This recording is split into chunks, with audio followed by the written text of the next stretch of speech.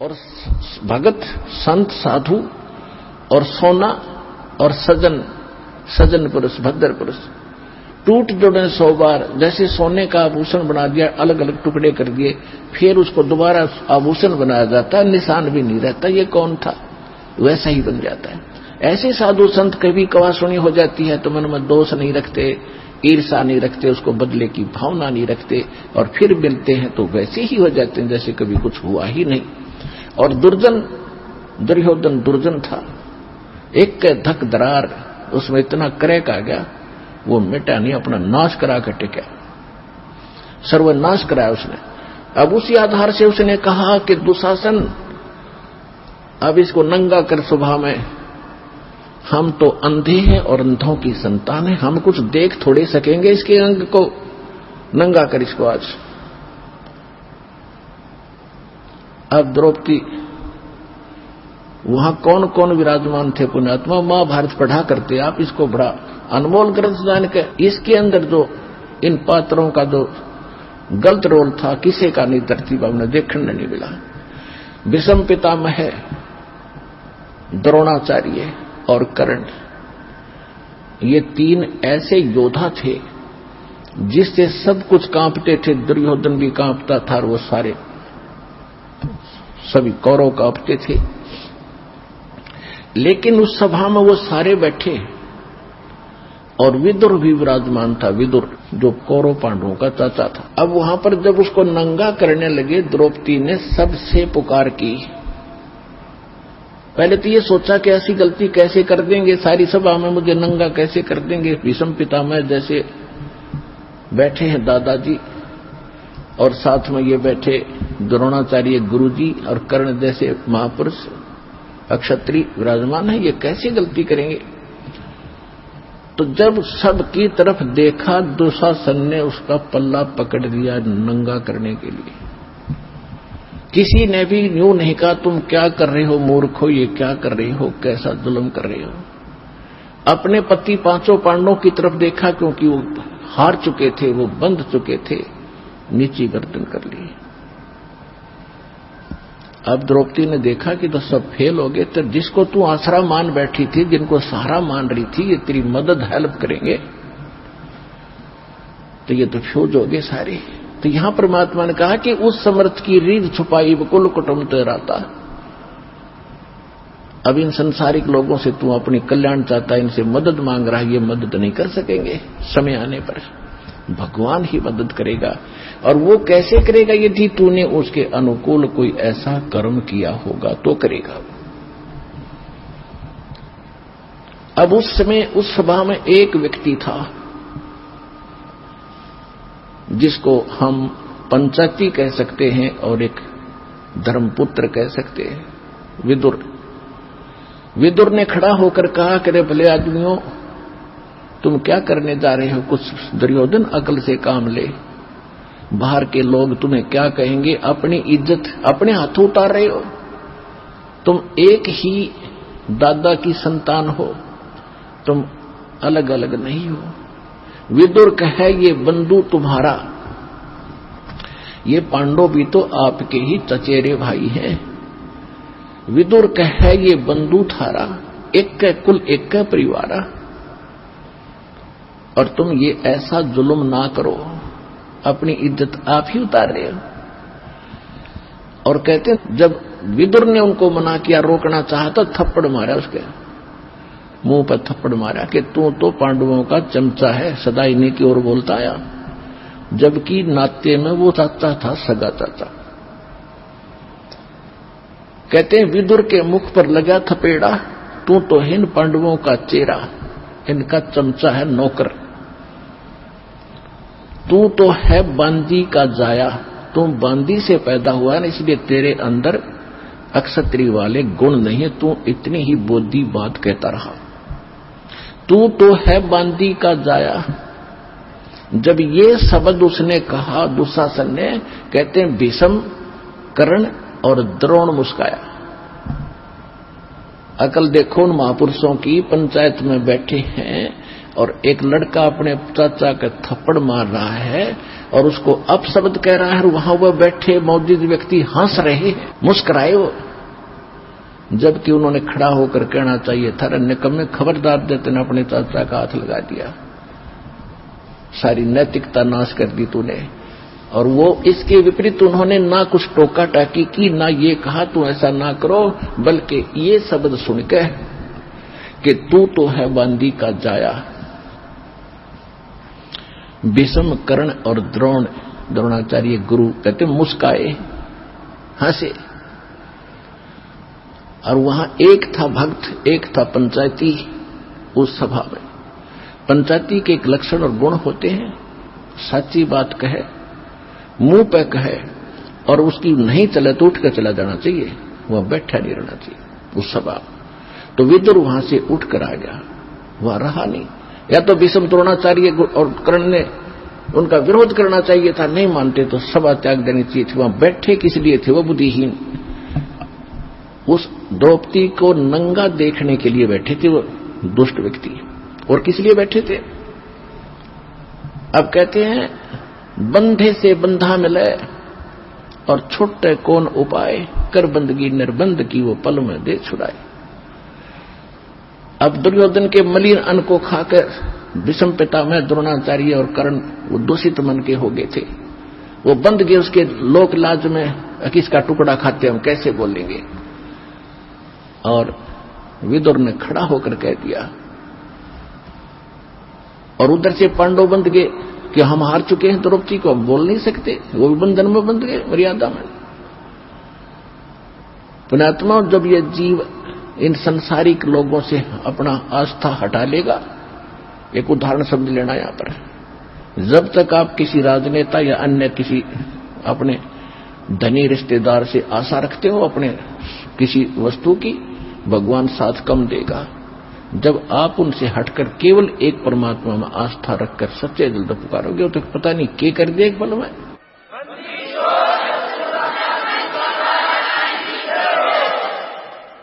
जब द्रौपदी ने देखा कि यहां कोई और साथी नहीं, तेरा मददगार नहीं है, तब सच्चे दिल से आत्मा रोई थी। ये भगवान आत्मा का साथी है, मन का साथी नहीं। मन तो पता नहीं क्या क्या बकवास चाहे, ये हो जा, वो हो जा, फलाना हो जा। जब आत्मा चाहेगी ना तो मालिक देगा आपको। ये आत्मा का साथी है, और मन है ये काल का एजेंट। जब आत्मा रोई, यहां की आपकी पुकार, जैसे पता नहीं कितनी बहनों के साथ बलात्कार होते हैं कहीं कहीं, और वो सभी पुकारती भी हैं अपने मदद के लिए, फिर लास्ट में भगवान को भी याद करती होंगी, लेकिन कितनों की मदद होती है? बहुत कम। कारण ये होता है कि हमने पहले कुछ ऐसा पुण्य नहीं कर रखा जिससे भगवान कोई कारण बना दे और हमारी रक्षा कर दे किसी भी प्रकार से। तो द्रौपदी का मालिक ने पहले तो कारण बनाया, सौ सच्ची दर मैं करूं अपने जन के काज, जो जन मेरी शरण है ताका हूं मैं दास, और गेल गेल लाग्या फिरू जब तक धरती आकाश। अब जैसे ये दास पहले हम रामकृष्ण के पुजारी थे, शंकर जी के पुजारी थे, बाबा श्याम जी, हनुमान जी के पुजारी थे, और जो भी घर में सुख होता था हम ये कहा करते, भगवान विष्णु ने कर दिया, बाबा श्याम जी ने कर दिया, हनुमान जी की दया होगी। जो सा भी याद आ जाता उसी को श्रेय दे देते थे, जो भी भगवान हमें याद आते थे। अब पता चला कि ये तो कुछ कर ही नहीं सकते। अब ज्ञान की रोशनी से पता चला कि करने वाला तो वही था। कहते जगत का पेखना पेखा, धनी का नाम ना लेखा। संसार के लोगों का ही हमने क्रेडिट दिया, इसने ऐसा कर दिया, इसने ऐसा कर दिया। वो कराने वाला भी कोई और ही है अगर किसी से कुछ करवा रहा है। कहते हैं जगत का पेखना पेखा, धनी का नाम ना लेखा। जो सब कुछ कर रहा है उसका जिक्र भी नहीं, कोई सुपने भी याद नहीं आया आपको। तो परमात्मा कहते हैं जब तक जो मेरी शरण में है, कभी किसी समय में ये द्रौपदी वाली आत्मा भगवान की शरण में थी। इस कलयुग के इस पीरियड में ये चल रहा है जो स्वर्ण युग आ गया ये, और इसमें जो बिचल गए, पिछड़ गए, रह गए, वो फिर यही धक्के खाते हैं। रानी बन गई, कभी राजा बन गए, कभी देवता बन गए। कुमाई इस समय की होगी वह सतभक्ति, और हजारों युगों तक चलेगी उनके साथ, क्योंकि कितनी कमाई इतनी बनती है इसकी, फिर यहां बर्बाद हो जाती है। लेकिन जो एक बार उसकी शरण में आ गया, परमात्मा इतने दयालु हैं, उसको कहीं ना कहीं घुमा फिरा के इवन द्रौपदी का भी ईव जन्म देंगे, दोबारा यहाँ पटकेंगे उनको, जब उनका नंबर आओगा, जब टेके रहे तो न कहा मोक्ष होना था।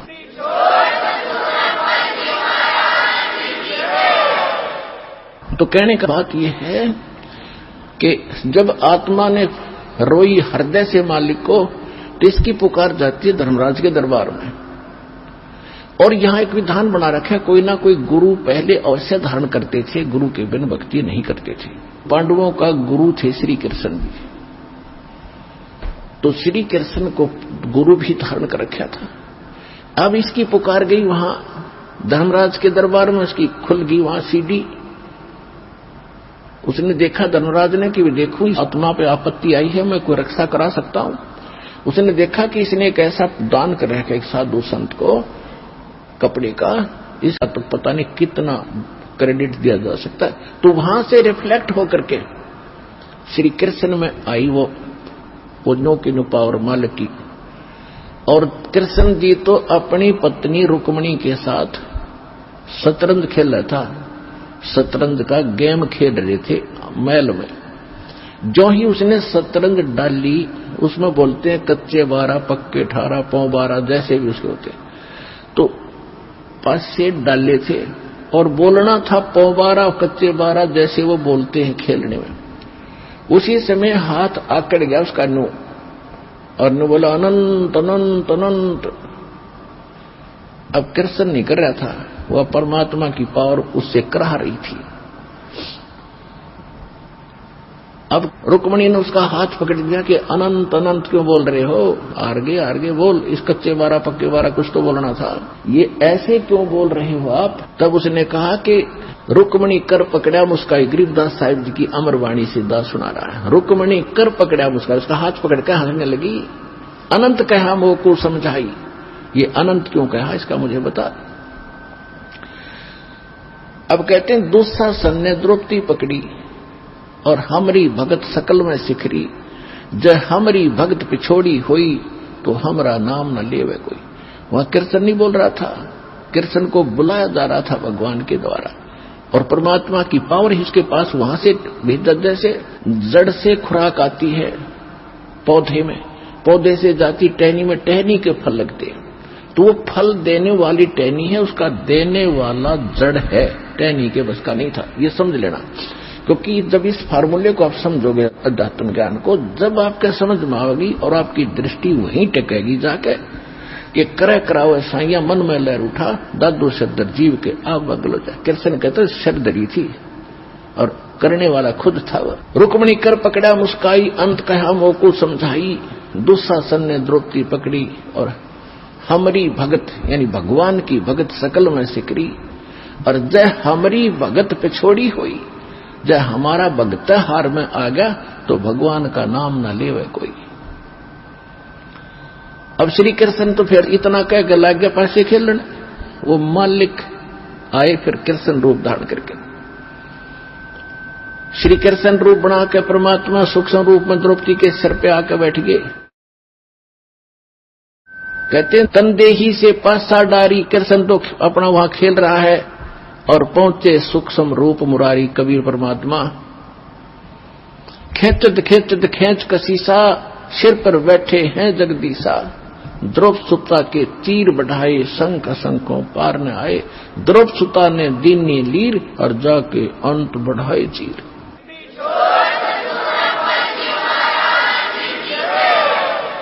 देते को हर देत है जहां तहां से आन, अनदेवा मांगत करो, फिर साहिब सुनैना का।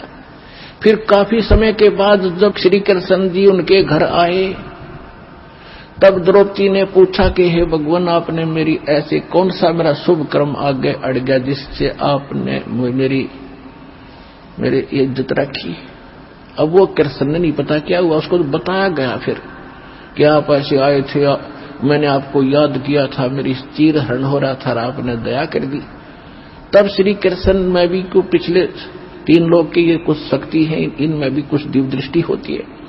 इसने जब ध्यान मग्न होकर देखा कि कौन सा पुण्य इसको मिला, तब उसने बताया कि द्रौपदी, तूने एक बार जब तू कंवारी थी राजा द्रौपदी के घर नहाने गई थी और तूने एक साधु संत को एक बिलहात का एक छोटा सा टुकड़ा साड़ी का पाड़ के दिया था। उस महात्मा को दिए हुए फल, उस टुकड़े का फल आपको इतना मिल गया। ओए होए, जब उसको याद आया, रिमाइंड हुआ को अच्छा हो इतने महापुरुष थे वो सूरदास। तो कहती है कि एक लीर माने छोटे से टुकड़े के कारण मेरे हो गए चीर अपार, और जब मैं पहले जानती कि ऐसे समर्थ है ये, तो सब कुछ देती वार कि उसको ना जाने के दान दे देती, उस महापुरुष को पता नहीं क्या समर्पण कर देती। तो पुण्यात्माओं, आज वो अवसर आ गया आपका, और जब ईब चूक गए, अब समर्पण होने का समय है मोक्ष प्राप्ति और यहाँ की सुख प्राप्ति के लिए। इसलिए आपको उदाहरण सुना।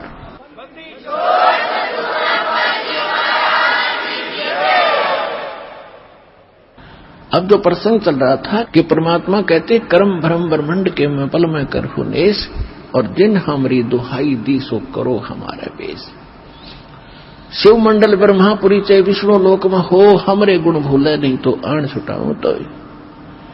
अब परमात्मा जब आप वहां कोई याद करेगा गलती कर गया जो प्राणी, तो फिर उसके साथ ऐसी बीतेगी। फिर वहां भी अगर ये गुण याद आ गए भगवान के, मैं तो गलती कर गया, बहुत नाश कर दिया, मैंने तो अपना जीवन बैठा दिया, तो फिर वहां से भी छुड़वा लिया होगा भगवान, और फिर मनुष्य जन्म दे देगा, आपकी शेष पूंजी बची रह जाएगी। इतना दयालु है। अब करेगा वो, अब इस समय में, और इससे पहले जो पिछले जन्मों में कोई गलती हुई थी उनको स्टॉक कर दिया परमात्मा ने। जैसे पहले भी सार नाम मिला बहुत, जब पहले कलयुग में कभी यही आता समय, तो उसमें जो रह गए पार नहीं हुए, और यूं समय बीत गया, और फिर उनका कोई याद आया तो उनको स्टॉक कर दिया भगवान ने। वहां यह एक मिनी सतलोक है भगवान का अलग से, और उनको रखा हुआ सुरक्षित, उनकी पूंजी नाश नहीं होने दी। अब आपके घरों में आपके जो संतान पोता पोती दोता दोती जो आएंगी, जो नाम ले रही हैं, उनके घरों में वो पुण्यकर्मी प्राणी आएंगे जिनकी शेष भक्ति रह गई थी गलती से। अब उनके इतने अच्छे कर्म होंगे, जन्म से उनको सत भक्ति मिलेगी, वो तो एक जन्म में पार हो जाएंगे। 101 पीढ़ी पार होगी, 101 पीढ़ी आपकी देख।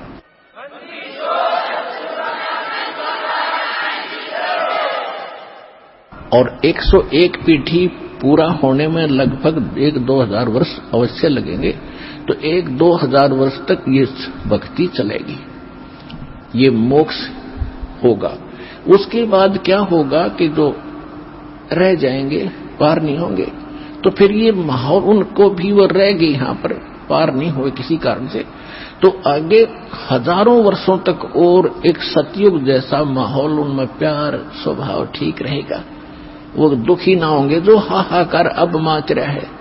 उनकी किस्मत का भगवान खूब समय पर वर्षा करेगा पृथ्वी पर, फिर पुनः सतयुग जैसे बढ़िया फलदार वृक्ष हो जाएंगे, फल सारा कुछ सुविधा देगा दाता, और सुखी रहेंगे। और जो तीसरी पीढ़ी, अंतिम जो पीढ़ी आएगी कलियुग की, वो भक्ति योग नहीं रहेंगे, वो तो कृतघ्नी हो जाएंगे, मांसाहारी हो जाएंगे, कोई व्यवहार ठीक नहीं रहेगा। अब तो व्यवहार तो तकरीबन अभी बिगड़ गया हमारा, लेकिन अब सेट होगा दोबारा। और फिर लास्ट वाली जो पिछली पीढ़ी लास्ट वाली होगी, उसमें भक्ति योग प्राणी नहीं रहेंगे, वो बिल्कुल नष्ट हो जाएगी। तो उस समय से आने से पहले उसको याद रखना, बुरा हाल हो जाएगा। इस डर से भी आप भक्ति करके यहां से निकलो, ये समय आपको गोल्डन चांस मिला है।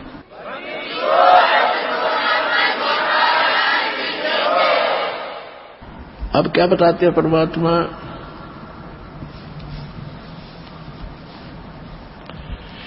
अनंत कोट ब्रह्मांडे का एक रति नहीं भार, सतगुरु पुरुष कबीर हैं ये कुल के सिरजनहार। अयोध्या दशरथ ना होते और नहीं रामचंद्र अवतारे, रावण गर्भ न जन्मिया वो लंका का सिकदार। एक कबीर पुरुष अनादि और सकल है बाद। एक कबीर परमात्मा अविनाशी हैं और सभी नाशवान हैं। रचनहार जगत गुरु ये लीला अगम अगाध। अगम संदेशा कहत हूं, अगम संदेशा आदि है ये होते सूर्य न चंद। गरीबदास जी बता रहे हैं कि पहले सूरज चंद भी नहीं थे, वो पहले की कथा सुनाता हूं। शिव वृंश पतियां भये ये बारू जेते अंधे। ग्रीव सिंधु शब्द में सैले कर फिर आए ब्रह्मा पास। गरीबदास जी कहते हैं कबीर साहब ने बताया था कि मैंने ब्रह्मा विष्णु और शिव इन सब को मंत्र दिए थे, ये मेरे शिष्य बने थे। क्या बता रहे हैं? शब्द सिंधु में सैल कर फिर आए ब्रह्मा पास। मंत्र नाम सुनाई या ये चेरा की नादास। ब्रह्मा जी को ओम मंत्र दिया परमात्मा ने। ब्रह्मा जी ओम मंत्र का जाप करता है और फिर ब्रह्मा जी से कहा था कि एक और मंत्र दूंगा सतनाम, जब आपकी दृढ़ता देखूंगा।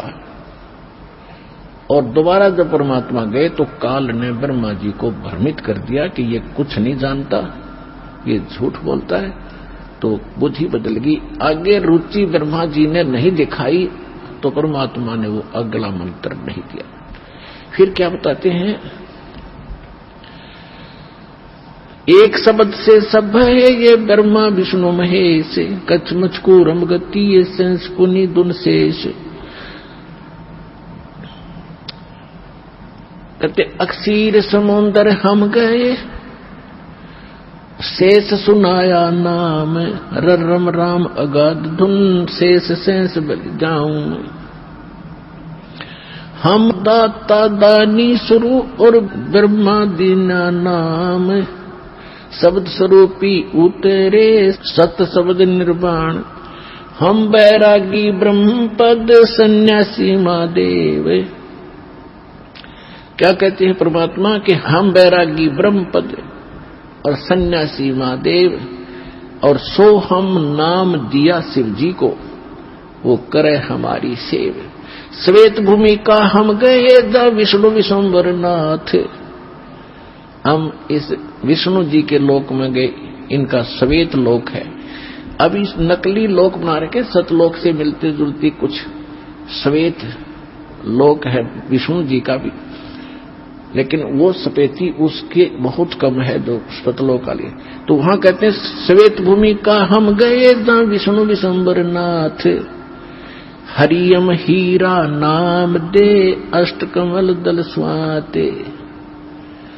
अब पुण्यात्मा धीरे धीरे आपको ज्ञान होगा परमपिता के सच्चे भक्ति का। और इस अब परमात्मा कहते हैं इन तीनों को हमने प्रथम बार एक एक मंत्र दिया ताकि इनकी दृढ़ता देखूं, ये कुछ विश्वास मेरे पर करेंगे तो कंप्लीट कोर्स दूंगा। तो कहते हैं हम श्वेत भूमि का हम गए जहां विष्णु विश्वम्बर नाथ और हरियम हीरा नाम दे और अष्ट कमल दल स्वात। जहां विष्णु जी रहते हैं नाभि कमल में, इसके अष्ट कमल हैं और इनको हरियम नाम दिया। अब ये भी हरियम नाम जाप करते हैं और हम इनको इसी नाम से पुकारते हैं, हम भी वही जाप करते हैं। तो इनको कसक होती है कि ये उसी परम संत से ही संबंधित हैं और उससे आकर्षित होकर के, विवश होकर के। अब देखो पुण्यात्मा परमात्मा कितने दयालु हैं। अब जैसे आप ब्लूटूथ से एक मोबाइल में दूसरे मोबाइल में कोई चीज डालते हो तो दोनों ओपन करने पड़ते हैं। इसी प्रकार परमात्मा ने वो पहले ओपन कर रखे हैं। अरीब तुम अपना ओपन कर लो, अपने आप को शक्ति आप में आनी शुरू हो जाएगी। उनके तो पहले ओपन कराई। तो कहने का बात यह है कि जो जो नाम इन सभी देवों को मालिक ने दे रखे हैं ये उन्हीं का जाप करते हैं। ये इनकी पूजा नहीं समझना, मंत्र इनसे लाभ लेने के हैं, और वही मंत्र आज आप जाप कर रहे हो तो ये विवश है, इनके बस की बात नहीं, क्योंकि वो पहले ब्लूटूथ ओपन कर दिए भगवान ने, उनके पहला करे, अब आपके कर दिए। लूट लो लूट इस राम नाम की। अब कहने का भाव ये है पुण्यात्माओं, आप जी को ये अनमोल जन्म मिला, अनमोल नाम मिला, और ये अनमोल बरवाला स्थान मिला, और वो बेकीमत भगवान मिला। इसको संभाल के रखना। समझा है तो सर दर पाओ, बोर नहीं रहा सताओ। बोलो सतगुरुदेव।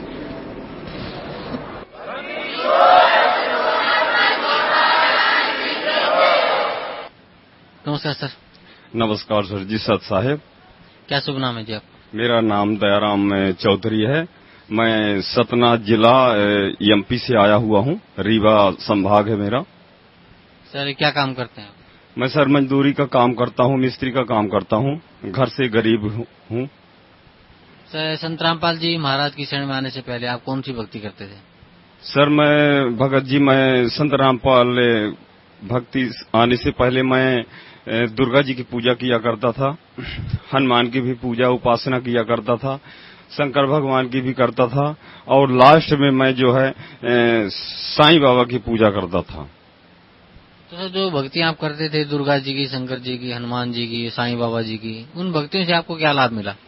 भगत जी उन भक्तियों से मेरे को कुछ नहीं मिला, और मैं जो है थोड़ा सा तांत्रिक विद्याएं को जी जानता था, और झाड़ फूंक का भी थोड़ा बहुत काम करता था, तो भक्तों को थोड़ा बहुत सेवा कर देता था जो मेरे से बनती थी। तो मेरे अंदर एक डर भय सा बना रहता था। इन भक्ति के करने के अनुसार मैं अपने आप को डरता रहता था, और मेरे जो घर में बच्चे होते थे, बच्चों को भय बना रहता था कि मैं ये काम करता हूँ, कहीं ऐसा नहीं कि मेरे बच्चों में कोई गलत यूज हो, कोई छाया घर बच्चों में पड़े।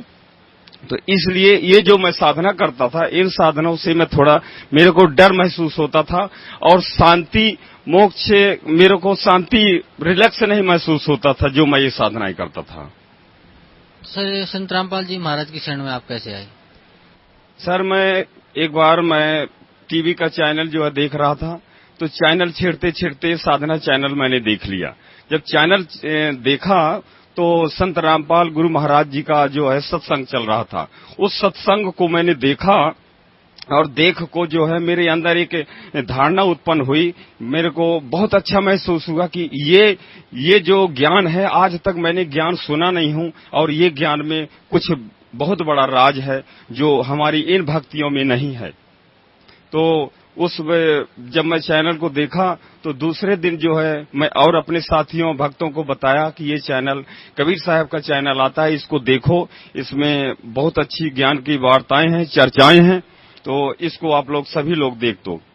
मेरे कुछ साथी लोग थे कि वो जो इस चैनल को नहीं देखते थे, अन्य कुछ सीरियल देखते थे, मैं उनको जाकर नाराज होता था कि आप इस चैनल को देखिए, इसमें ज्ञान बहुत अच्छा है, गुरुजी ज्ञान बताते हैं। तो उन लोग धीरे धीरे करके देखने लगे। दूसरे दिन क्या हुआ कि मैं कभी परमात्मा को जो मैं हाथ जोड़ के विनती किया कि हे परम परमेश्वर, अगर आप में शक्ति है और आप में इतना ज्ञान है, जगत के गुरु हैं, विश्व में आपका नाम फैला हुआ है, तो मुझे अपना कुछ चमत्कार दिखाइए। मैं जो ये साधना कर रहा हूँ, उन अन्य साधनाओं को मैं बंद करके आपकी शरण में आपके चरणों की सेवा करूंगा। तो परमात्मा ने मेरे को एक लाइट की बिंब, जब मैं पूजा करने बैठा शाम के टाइम, दूसरे दिन ही जैसे मैं रामपाल जी गुरु महाराज से जुड़ा, आज जुड़ा और कल अरदास लगाई। दूसरे दिन ही मैंने, जब मैं शाम को संध्या के टाइम पूजा करने बैठा तो अरदास लगाई कि हे परमात्मा, मुझे अपना ज्ञान व रूप, ये वो दर्शन मेरे को दिखाइए, ताकि मेरे को विश्वास हो कि हाँ, आपकी भक्ति में कुछ सत्य है। जैसे ही वहां से ऊपर से एक दिव्य नाम की एक रोशनी आती है, चौगोर, और वो लाइट इतनी तेज रहती है, सफेद रंग की, नीली, पीली, काली, मतलब उसका कोई वर्णन नहीं है। तो वो जैसे आती है, धीरे धीरे धीरे धीरे आती है और उसमें उसके ऊपर गुरुजी कबीर साहब परमात्मा बैठे हुए हैं और अंदर आते आते आते आते मैंने अपनी साधना में बैठा हूँ, देख रहा हूँ आंख मूंद के, आते आते मेरे अंदर वो समा गई। जब समा गई तो मैं परमात्मा जी को हाथ जोड़ के दंडवत प्रणाम किया कि हे परमात्मा, आप में वास्तव में आप जो परम ब्रह्म है, सबसे बड़े आप ही हो, इस संसार में आपसे बड़ा कोई नहीं है। और मैं आपके दर्शन कर लिया और पूर्ण ब्रह्म है, आप ही हो। तो मैंने दूसरे दिन ही ये चमत्कार देखा। फिर इसके बाद जो है मैं सतलोक आश्रम आया और गुरुजी से गुरु नाम दान लिया। गुरु नाम दान लेने से मेरे को बहुत कुछ फायदा हुआ। मेरे इस दिमाग में बीमारी रहती थी, बहुत इलाज कराया, ये ऑटोमेटिक मेरा सिर दर्द ठीक हो गया। शरीर में कुछ बीमारियां रहती थी, दर्द रहता था, वो भी ठीक हो गया और परमात्मा ने मेरे को बहुत ही चमत्कार दिखाए हैं। तो सर, भगत समाज को क्या संदेश देना चाहते हैं आप? और मैं आपको चमत्कार बताता हूँ कि मेरे को परमात्मा इस 2 महीने के अंदर अंदर इतने चमत्कार दिखाए कि मैं अगर वर्णन करने लगूं तो रात भी व्यतीत हो जाएगी, लेकिन मैं पूरे नहीं कर सकूंगा। और एक बार क्या होता कि परमात्मा, मैंने मंत्र का जाप नहीं कर पाया, संध्या आरती की और मैंने सो गया, थका हुआ, काम से आया हुआ था, तो इसके बाद मैं सो गया। तो जैसे ही मेरी नींद लगने ही वाली थी, मैं सोया हुआ नहीं था, तो परमात्मा ने क्या है कि वहां से आकाश से एकदम बड़ा सा पैर रखा और ऊपर से आसमान से और जमीनी तक, जैसे पूरी ब्रह्मांड, पूरी पृथ्वी हो, इतना बड़ा गुरु महाराज का पूरा पैर आके एक पैर मेरे को दिखाई दिया। अगर दूसरा दिखाई देता तो पता नहीं कितना बड़ा वो पैर होता। मैं डर के जो बैठ गया और गुरु जी से मैं अरदास लगाई कि हे परमात्मा, मेरे से क्या गलती हो गई कि आपने मेरे को इतना भयानक रूप दिखाया। फिर मैंने अखंड ज्योत जलाई और गुरु जी का फिर मैंने मंत्र जाप किया। इसके बाद में सो गया। इसके बाद में भक्ति करते रहा। एक बार फिर मैंने गुरु जी के आश्रम में देखता हूँ, ऊपर एकदम सतलोक का गेट, दरवाजा सोने का गेट होता है, बड़ा सा अच्छा। ऊपर जाता हूँ, पेड़ पौधे, बहुत सी चीजें सारी होती हैं ऊपर।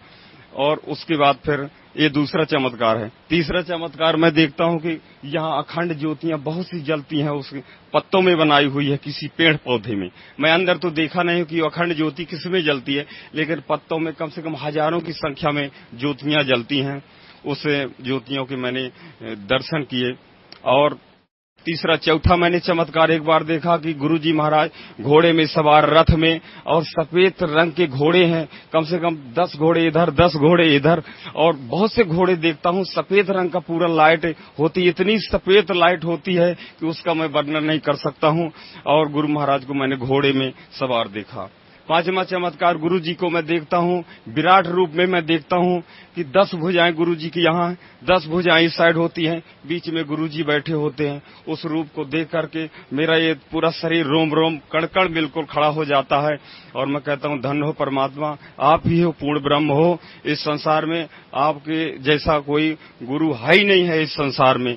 मेरे को बहुत से ऐसे सारे चमत्कार होते हैं। जब मैं गुरु महाराज जी से मैं विनती करता हूं तो मेरे को परमात्मा दर्शन देता है। और जो छोटा मोटा बिगड़ा काम होता है वो भी परमात्मा पूर्ण करते हैं।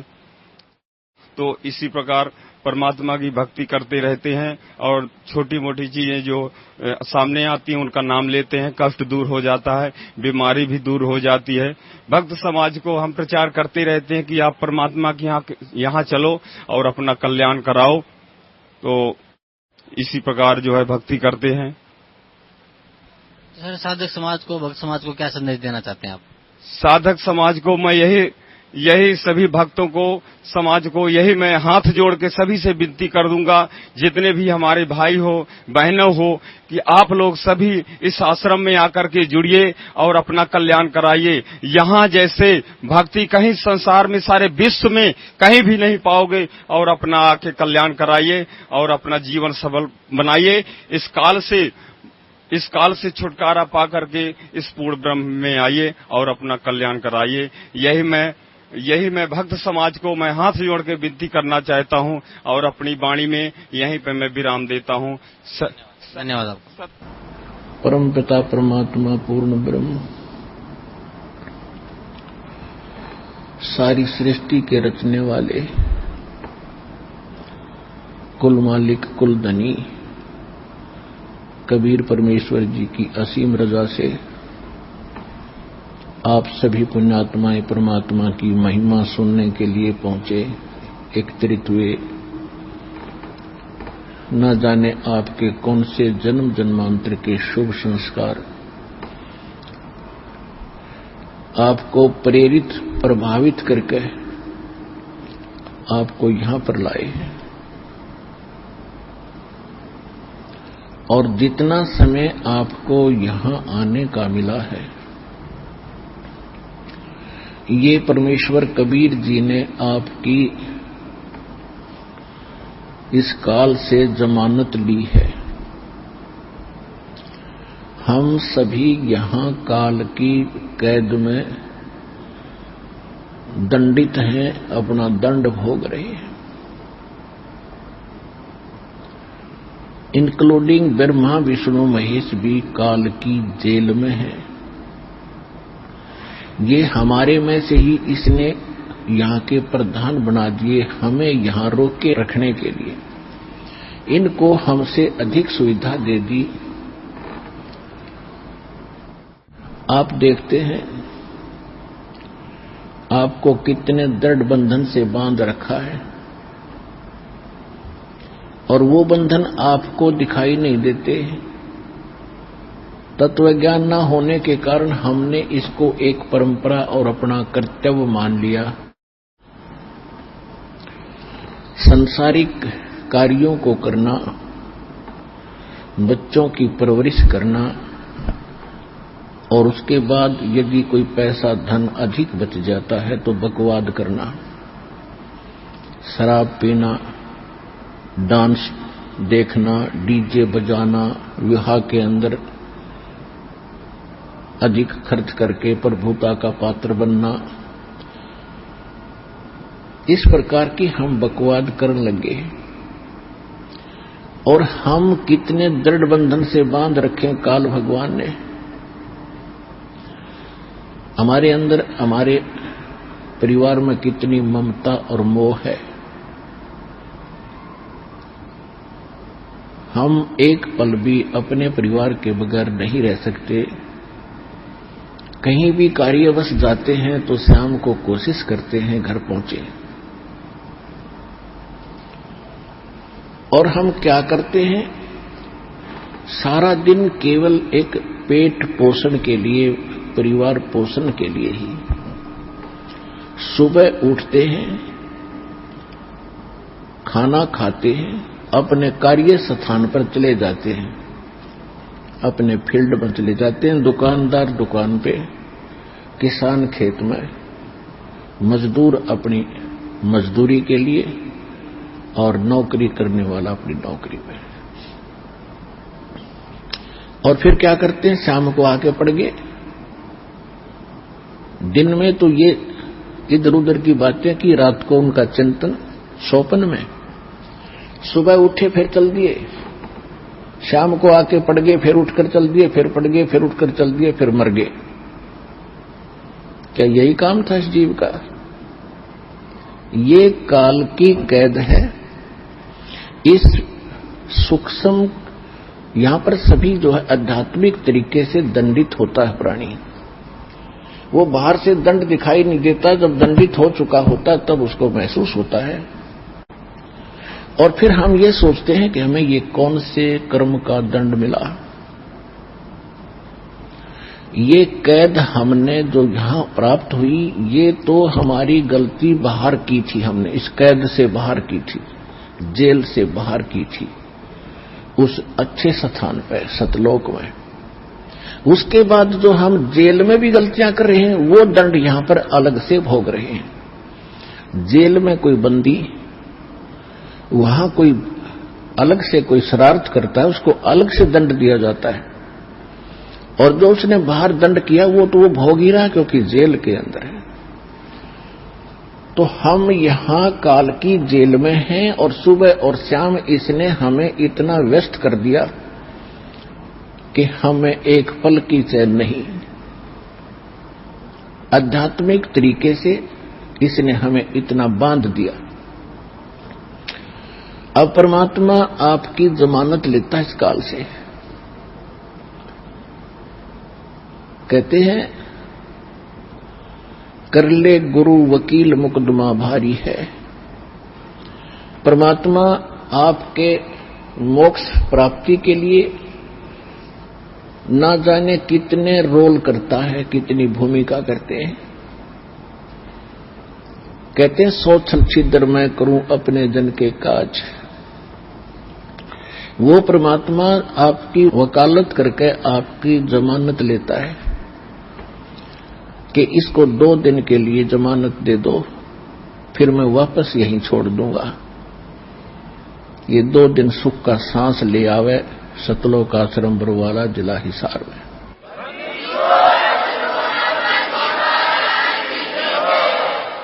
नहीं, जीव के बस की बात नहीं। इस काल के कोल्लू ते आप छूट जा। असंग जन्म हो गए हमने इसी अरहट जैसे कोल्लू में चलते हुए। तेली जैसे बैल बना रखे हम।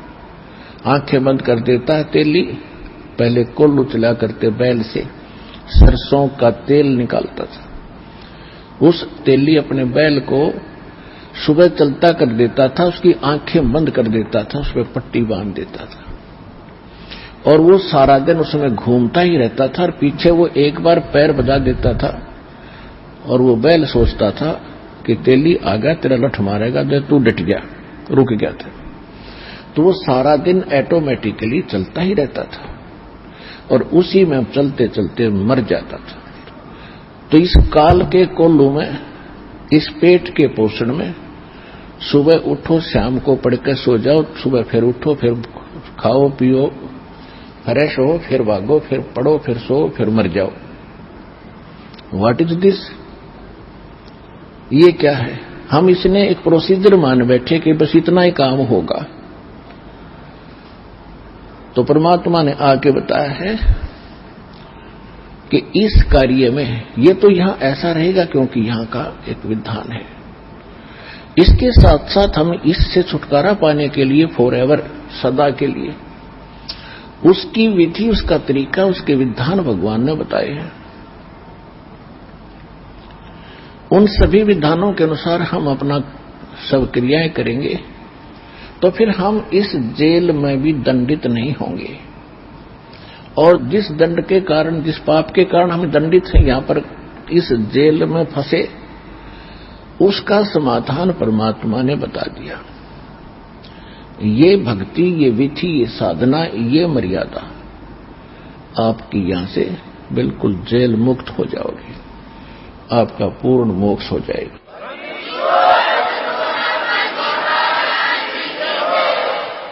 तो उसको आपने अब ग्रहण करके इस मनुष्य जीवन को सफल करना है। पुण्यात्माओं, सौभाग्य आपका, धन्य है आपके माता पिता और आपको जिनसे जन्म हुआ। ऐसे समय में ऐसा मानव शरीर और फिर परमात्मा की तरफ आपके अंदर विद्यमान है। आपके पुण्य कर्मों का कोई एस्टीमेट नहीं लगाया जा सकता कि आप कितने पुण्यकर्मी प्राणी हैं। लखवर सूरा जूझ ही लखवर सावत दे, लखवर यति जहान में तो सतगुरु शरणाले। इतने असंख्य जन्मों से हम भटक रहे हैं, तड़फ रहे हैं, हम जंगलों में भी गए हैं, हमने घर भी त्यागे हैं परमात्मा के पाने के लिए, हमने राज्य भी त्यागा है, हजारों वर्षों तक हमने कठिन तपस्याएं भी आपने की हैं, आपने परमात्मा के नाम पर शीश भी दिए हैं। लेकिन जब तक हमें विधि सही नहीं मिलेगी, हम इस काल के कुएं से निकल नहीं सकते। तो उन्हीं में से आप हो, परमात्मा की शरण में कभी रहे हो, किसी न किसी युग में उनके पास यह संदेश पहुंचता है। और संदेश तो परमात्मा अपने सभी बच्चों के पास पहुंचा रहे हैं, लेकिन उनमें से कितने उनको समझ पा रहे हैं और कितना वो उसको समझकर यहाँ आ रहे हैं। ये उनके पूर्व के संस्कारों पर निर्भर है। आदरणीय गरीबदास साहिब जी को परमेश्वर स्वयं मिले थे, सचखंड लेकर गए थे, सतलोक अमरलोक में जहां हम पहले रहा करते थे। और वहां जो सुख हमें होता था, हम उसकी तलाश, उसकी खोज यहां कर रहे हैं। हम बूरा की बोरी के कीड़े थे और इस काल ने डुप्लीकेट बना दिया उस बूरा जैसा ही ये काल लोक सतलोक से मिलता जुलता। इसने रेही यानी नमक की बोरी में हम छोड़ दिए लाके। हमें जो बूरा का टेस्ट था, अब हम नमक की बोरी में ढूंढ रहे हैं। और 21 ब्रह्मांड इसके ये समझ लो नमक की मंडी है। हम इसी में खोज रहे हैं वो सुख जिसको हम त्याग चुके हैं। अब हम यहां खोज रहे हैं कि वो सुख मिले, वो यहां नहीं मिल सकता, क्योंकि बुरा का टेस्ट नमक में नहीं आ सकता।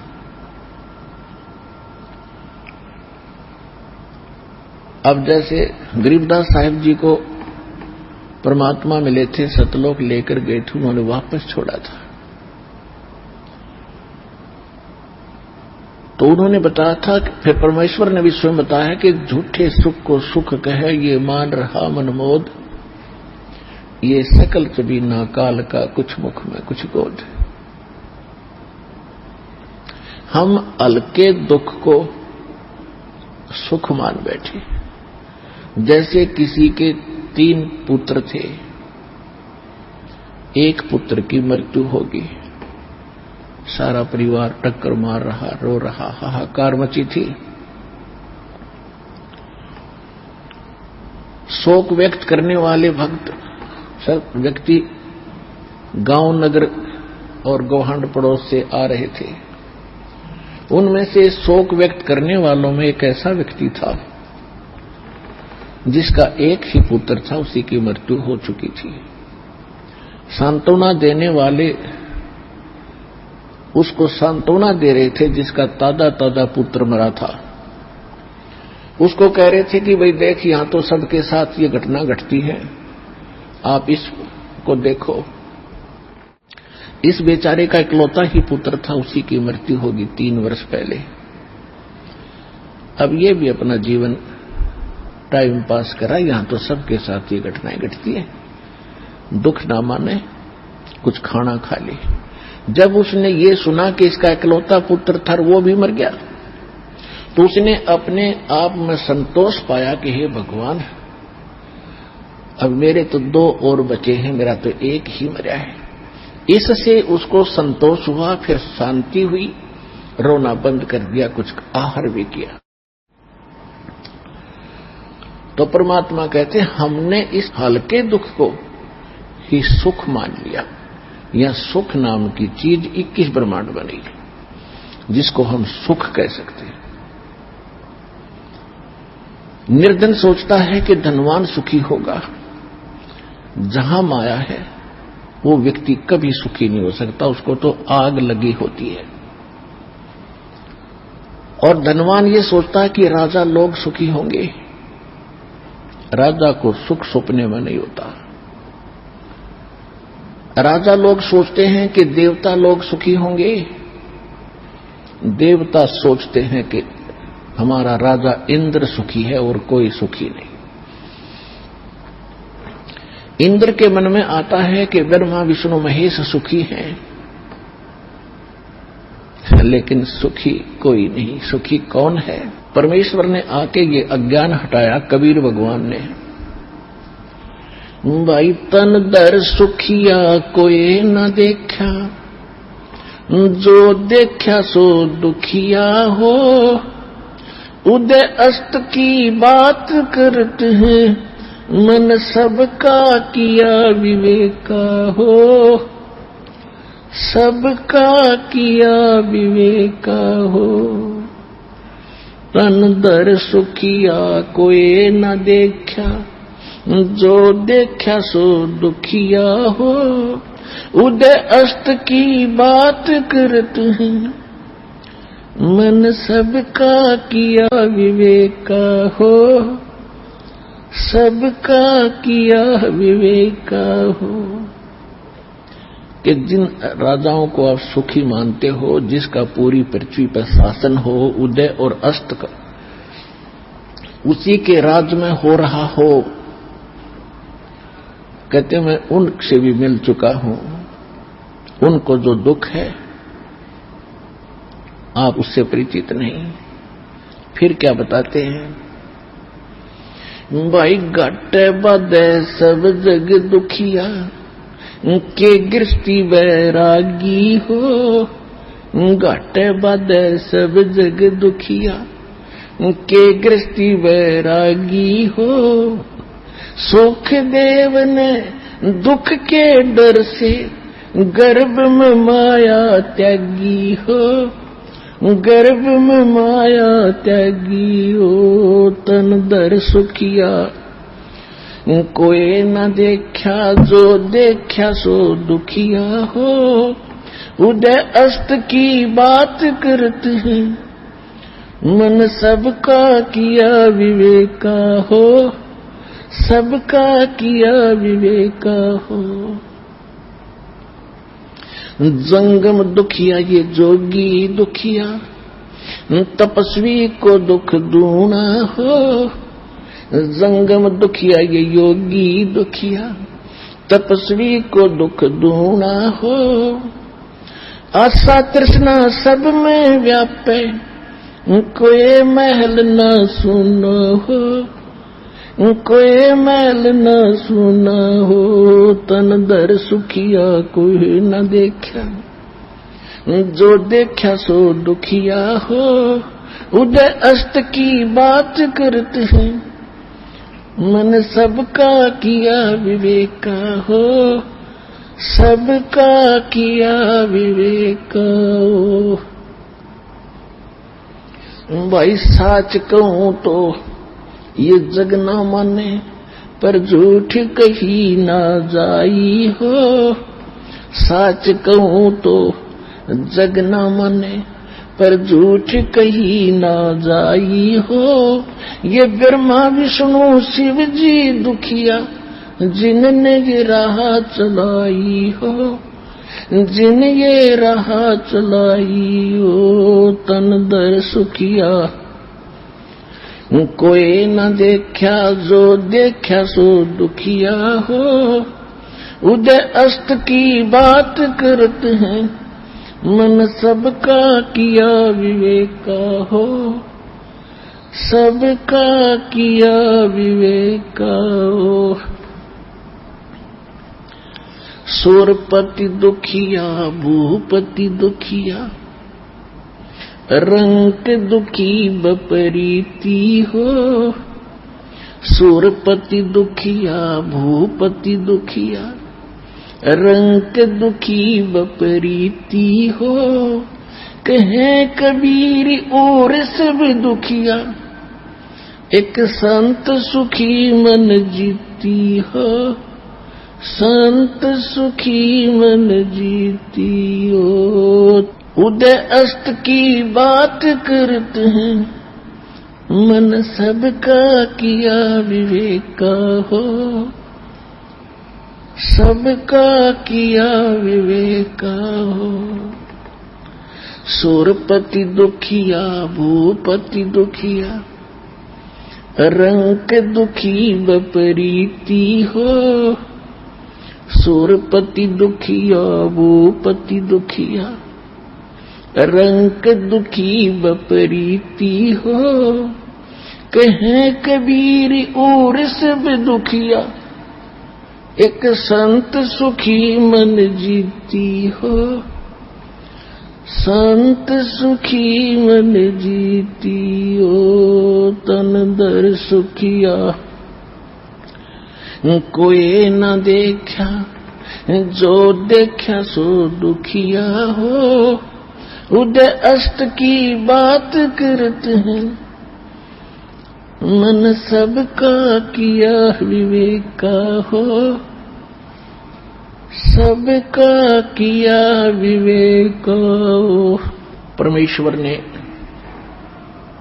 आके हमारा ज्ञान हटाने की चेष्टा बहुत प्रकार से की है। अब ये ना हट रहा, हमारे अंदर वो कसक नहीं बन पा रही। इसका कारण ये है कि ज्ञान परमात्मा अकेले ही बताया करते थे और अज्ञान फैलाने वालों की कमी नहीं थी, लाखों और करोड़ों की संख्या में थे। उस समय भी है, आज भी है, उस समय भी थे। और जिस कारण से परमात्मा का यो ज्ञान रोशनी नहीं पा सका, इसका प्रकाश बना नहीं। अब वर्तमान में परमात्मा ने ये समय निर्धारित किया कि कम से कम ये सतयुग त्रेता द्वापर में तो सुख का सांस ले लेंगे और त्रेता में इस कलयुग के अंदर तो इनकी दुर्गति होनी ही होनी है। इसलिए परमात्मा ने यह शिक्षा हमें दी। कलयुग भी 5500 वर्ष बीत गया था, या शिक्षा नहीं थी हमारे अंदर। और अब शिक्षा पाकर हम ये सोच रहे हैं कि अब हम ज्यादा इंटेलिजेंट और सभ्य हो गए। हम इंटेलिजेंट तो हो गए लेकिन सभ्य नहीं हुए। हमारी इंसानियत का नाश हो गया। इस माया ने हमारी बुद्धि हड़प ली, हर ली। इस शिक्षा ने हमें बेईमान बना दिया, अहंकारी बना दिया, अभिमानी बना दिया। छोटी सी कोई पोस्ट प्राप्त कर लेता है या कोई अच्छी पोस्ट IAS, IPS, कोई डॉक्टर, इंजीनियर, जज, मंत्री, मुख्यमंत्री, प्रधानमंत्री बन जाते हैं। ये अपने आप में इतने अहंकारी हो जाते हैं, ये अपने अस्तित्व को भूल जाते हैं। और आम व्यक्ति भी जिसने थोड़ी सी भी कोई शिक्षा प्राप्त है, वो विशेष ही तरीके से रहता है। और हमारे पूर्वज दास ने वो पिछला जमाना भी देखा है और वर्तमान में जो लगी हुई आग भी देखी है। हमारे माता पिता, दादा, परदादा, गांव के लोग, उनके पूर्वज, वो कैसे रहा करते थे? इतना सिंपल, एक साधु की तरह रहा करते थे। तन पे कपड़ा भी नहीं, धोती बांध लेते थे, सारा दिन खेतों में मजदूरी में काम करते थे और इतना प्यार और विनम्रता और शांत चित्त रहते थे। जो मिल जाता उसमें सब्र संतोष किया करते थे। और अब ऐसी आग लगी है कि जिसके पास आज करोड़ रुपए है तो नौकर अरब नहीं हुए तो कोई जीना नहीं। एक कोठी है तो सब्र नहीं नौकर 5-4 प्लाट और हो, 1-2 कोठी और बनाऊं और फिर भाई की टिकट कट जा, मर जा, फिर कुत्ता बनकर उस कोठी के बाहर गली में बैठा, उसकी छाया में भी ना बैठने देंगे वो पुत्र, आते जाते डंडा ठोकेंगे सिर में। तो परमात्मा कहते हैं कि इस काल ने आपकी अक्ल मार रखी है, आपकी बुद्धि हट रखी है। अब परमात्मा जो ज्ञान आपको बता रहे हैं, आप बुद्धिमान हैं, एजुकेटेड हैं। अब इस एजुकेशन का सदुपयोग करेंगे हम। परमात्मा ने ये ऐसे इंस्ट्रूमेंट बनवाए हैं, ये मनुष्य नहीं बना सकता, जीव नहीं बना सकता कि कितनी बात बनाओ। इस युग का नाम कलयुग रखा। कल माने मशीन से चलने का वाली सारी वस्तुएं होंगी।